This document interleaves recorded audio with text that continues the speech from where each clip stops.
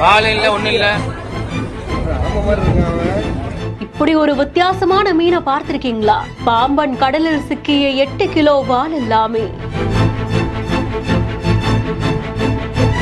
மத்திய கடல் மீன் ஆராய்ச்சி நிலைய விஞ்ஞானிகள் மீனை ஆய்வுக்குள்ளாக்கியிருக்காங்களா?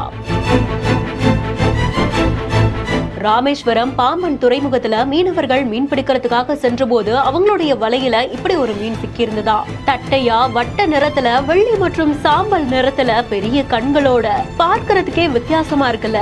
சன்பிஷ் அப்படின்னும் மூலா அப்படின்னும் அழைக்கப்படக்கூடிய இந்த சூரிய மீன் ஆழ்கடல்ல அதிகமா வாழும் அப்படின்ற மாதிரி சொல்றாங்க.